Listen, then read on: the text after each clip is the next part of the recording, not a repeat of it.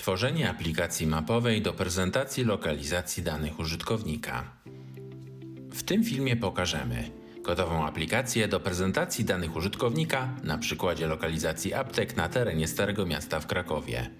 Funkcje systemu umożliwiające przygotowanie aplikacji z danymi użytkownika. Oto przykładowa aplikacja prezentująca dane użytkownika. W naszym przypadku są to apteki w okolicy Starego Miasta w Krakowie. W aplikacji włączona została opcja podpowiedzi pojawiających się po najechaniu kursorem myszy na obiekt. Kliknięcie w obiekt wyświetla okno identyfikacji. Funkcja wyszukiwania pozwala znajdować obiekty wpisując dowolną frazę.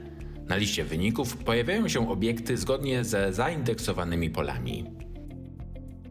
Opcja wyświetlania aplikacji na pełnym ekranie jest przydatna przy osadzaniu mapy na stronie internetowej. Tabela pozwala z kolei m.in. na przeglądanie, wyszukiwanie, filtrowanie i identyfikację obiektów. Funkcja do zmiany map podkładowych umożliwia swobodne przełączanie się między mapami bazowymi. Funkcja lokalizacji pozwala zlokalizować się na mapie użytkownikowi, który udzielił zgody na udostępnianie lokalizacji. W oknie informacyjnym mamy możliwość umieszczania dowolnego tekstu, np. instrukcji obsługi. Pokażmy teraz na przykładzie aplikacji z aptekami, jak samodzielnie skonfigurować własną aplikację mapową. Zaczynamy od wybrania ikony plusa w menadżerze zasobów, a następnie opcji Nowa mapa. W nowej karcie przeglądarki otwiera się Studio aplikacji mapowej, które za pomocą zakładek położonych w górnej części okna przeprowadzi nas przez etapy tworzenia aplikacji mapowej. Pierwsza z zakładek to dane referencyjne, w których możemy zdecydować m.in. o mapach podkładowych w aplikacji. Z zaznaczonych map na liście możemy wybrać jedną, która będzie ustawiona domyślnie po uruchomieniu aplikacji. Po wyborze więcej niż jednej mapy podkładowej w oknie aplikacji pojawia się funkcja do zmiany map bazowych.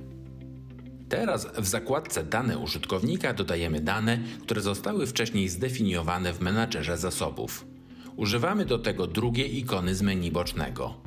Po wyświetleniu okna Dodaj dane zaznaczamy interesującą nas warstwę, a następnie przycisk Wybierz i przejdź do konfiguracji. W oknie mapy oraz na liście danych użytkownika pojawiła się wybrana warstwa. Po jej zaznaczeniu menu boczne staje się bardziej rozbudowane. Pojawiają się w nim parametry warstwy możliwe do skonfigurowania. Pierwszymi z nich są ogólne ustawienia warstwy, takie jak nazwa, wybór dostępności warstw w oknie warstw czy krycie. Kolejne opcje to rozbudowana symbolizacja, etykietowanie na podstawie atrybutów wraz z określeniem wyglądu etykiety, jej położenia i zakresu widoczności, wyświetlanie tabeli z możliwością ograniczenia liczby widocznych pól oraz określenia dostępnych akcji, możliwość edycji danych od geometrii przez atrybuty, dodawanie załączników oraz wybór pól do edycji. Filtrowanie uproszczone, atrybutowe i przestrzenne z możliwością konfiguracji filtrów predefiniowanych. Selekcja obiektów, wyświetlanie danych w relacji, statystyki wraz z definiowaniem filtrów do porównywania danych. Formatowanie pól wyświetlanych w formatkach identyfikacyjnych, wyszukiwanie i identyfikacja z możliwością ograniczenia widoczności wyświetlanych pól czy załączników, dymki podpowiedzi, widoczność w legendzie, pasek czasu dla danych zawierających pole z informacją o czasie, zgłaszanie uwag do warstwy. W przypadku symbolizacji wyświetla się rozbudowane okno.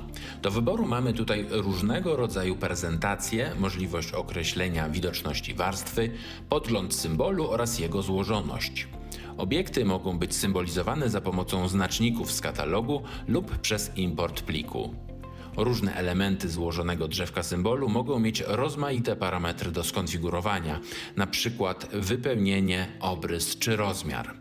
W tym przypadku został wybrany rodzaj prezentacji unikalne wartości na podstawie pola status, które rozróżniło apteki na aktywne oraz nieaktywne. W funkcji tabela ograniczamy wyświetlane pola oraz definiujemy akcje przybliż i identyfikuj.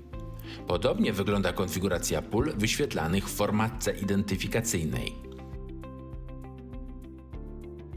Włączenie tooltipów skutkuje wyświetleniem dymków na mapie po najechaniu na obiekt. Domyślnie tooltipy tworzone są na podstawie szablonu nazwy i opisu, które są definiowane przy imporcie bądź edycji warstwy w menadżerze zasobów. Następnym etapem jest określenie ogólnych funkcji aplikacji.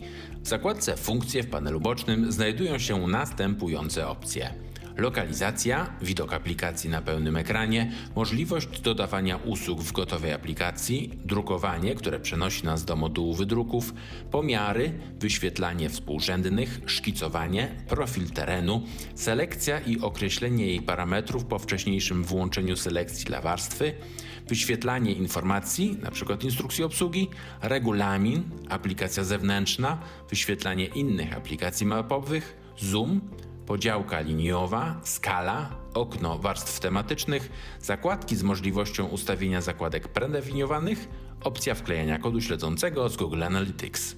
W naszej aplikacji włączymy lokalizację, pełny ekran, wyświetlanie współrzędnych, informacje o aplikacji, zoom wraz z poziomem skalowym i możliwością przełączania się między widokami. Następnym etapem jest organizacja funkcji poprzez określenie ich rozmieszczenia i sposobu otwierania. Dodatkowo w tym miejscu można zmienić logo i nazwę aplikacji. W celu zmiany kolejności funkcji w aplikacji korzystamy z metody przyciągnij i upuść. W zakładce Właściwości określamy zasięg startowy aplikacji poprzez odpowiednie ustawienie okna mapy, a następnie wybranie przycisku Ustaw bieżący zasięg mapy jako startowy zasięg aplikacji. Między głównymi zakładkami Studia aplikacji mapowej możemy przełączać się w dowolny sposób. Użytkownik może opublikować aplikację mapową w wersji mobilnej poprzez włączenie funkcji Dostępność aplikacji mobilnej. Opcja zapisu aplikacji dostępna jest w prawym górnym rogu.